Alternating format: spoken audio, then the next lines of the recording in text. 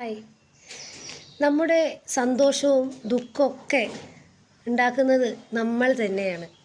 നമ്മുടെ സന്തോഷത്തിനും കാരണം നമ്മൾ തന്നെ, ദുഃഖത്തിനും കാരണം നമ്മൾ തന്നെ.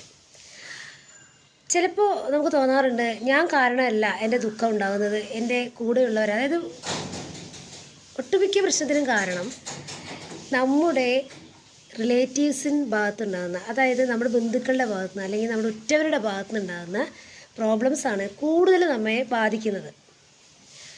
അപ്പോൾ നമ്മൾ ഒരു കാര്യം മാത്രം ചിന്തിക്കുക. വെറുപ്പ്, പകയും വിദ്വേഷവും ദേഷ്യം ഇങ്ങനെയുള്ള നെഗറ്റീവ് വികാരങ്ങൾ നമ്മുടെ ഉള്ളിലുള്ളിടത്തോളം കാലം നമ്മളുടെ എന്ത് കാര്യത്തിനും ഒരു ബ്ലോക്ക് വരുന്നത് നിങ്ങൾക്ക് കാണാൻ സാധിക്കും. ഇതുണ്ടായതുകൊണ്ടാണ് ബ്ലോക്ക് വരുന്നതെന്ന് നമുക്ക് മനസ്സിലാവില്ല. പക്ഷേ നമ്മൾ എന്ത് പ്രവൃത്തി ചെയ്യുമ്പോഴും നമുക്കൊരു ഒരു നമ്മുടെ ഹാപ്പിനെസ് തന്നെ ഇതിനെ സംബന്ധിച്ചുള്ളതാണ്. ഹാപ്പിനെസ്സും ഇല്ലാണ്ടാവും. അതേപോലെ നമ്മുടെ കാര്യങ്ങളൊന്നും നേരെ ചൊവ്വേ നടക്കാതെ വരും. നമുക്കൊരു സന്തോഷമില്ല, നമുക്ക് ഈ നിമിഷത്തിൽ ജീവിക്കാൻ സാധിക്കുകയില്ല. അപ്പോൾ ഇങ്ങനെയുള്ള നെഗറ്റീവ് വികാരങ്ങൾ നമ്മൾ മനഃപൂർവ്വം നമ്മുടെ ഉള്ളിൽ നിന്ന് എടുത്ത് മാറ്റുക തന്നെ വേണം. ക്ഷമിക്കേണ്ട സാഹചര്യങ്ങളിൽ നമ്മൾ ക്ഷമിക്കുക തന്നെ ചെയ്യണം.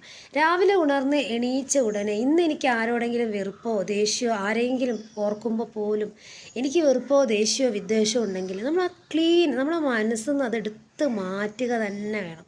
നമ്മുടെ ജീവിതത്തിൻ്റെ വിജയത്തിന് ഈ ഒരു പ്രക്രിയ ചെയ്തില്ലെങ്കിൽ അതിൻ്റെ നഷ്ടം നമ്മൾ വെറുക്കുന്നവനല്ല, നമുക്ക് തന്നെയാണെന്ന് ആദ്യം നമ്മൾ ഓർക്കുമ്പോൾ ഉണ്ടല്ലോ, അത് നമ്മളെപ്പോഴും മനസ്സിനെ പറഞ്ഞ് പഠിപ്പിക്കണം. ഇന്നെനിക്ക് ആരോടെങ്കിലും വെറുപ്പുണ്ടോ വിദ്വേഷമുണ്ടോ അല്ലെങ്കിൽ എൻ്റെ ഉള്ളിൽ ആരോടെങ്കിലും പകയുണ്ടോ എന്നൊന്ന് ചിന്തിക്കുന്നത് ഏറെ നന്നായിരിക്കും. സാഹചര്യം കൊണ്ടായിരിക്കാം, ചിലപ്പോൾ അവരുടെ ഭാഗത്തു നിന്നുള്ള നമ്മൾ പ്രതീക്ഷിച്ച പോലെയുള്ള കാര്യങ്ങൾ നടന്നിട്ടില്ലായിരിക്കും. അതുകൊണ്ടായിരിക്കും നമുക്ക് ചിലപ്പോൾ വെറുപ്പ് വന്നിട്ടുണ്ടാകും. ചിലപ്പോൾ അവർ നമ്മെ എന്തെങ്കിലും ഉപദ്രവിച്ചോ അല്ലെങ്കിൽ പറയുകയോ ദ്രോഹിക്കുകയോ കുറ്റം പറയുകയോ അല്ലെങ്കിൽ നമ്മൾ മനഃപൂർവ്വം ഇങ്ങനെ ഏഷണി പറയുകയോ എന്തോ ആയിക്കോട്ടെ. പക്ഷെ അവരോട് നമുക്ക് ക്ഷമിക്കാനായാൽ അവിടെയാണ് നമ്മുടെ വിജയം തുടങ്ങുന്നത്.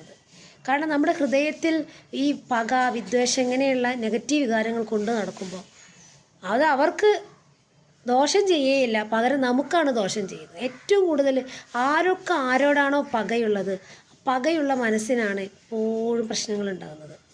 അത് നമുക്ക് മനസ്സിലാവില്ല. നമ്മൾ ഒരിക്കലും വലിയ പ്രശ്നമൊന്നുമില്ലല്ലോ, ഞാൻ ഇങ്ങനെ തന്നെ ജീവിക്കുന്നതല്ലേ, ഇങ്ങനെ തന്നെ പോട്ടെ. പക്ഷെ അതൊന്നുമല്ല, നമുക്കൊരു സമാധാനം ഉണ്ടാവുകയില്ല. അപ്പോൾ അങ്ങനെയുള്ള നെഗറ്റീവ് വികാരങ്ങൾ നമ്മൾ പതിയെ പെട്ടെന്ന് നമുക്കത് സാധിക്കില്ല.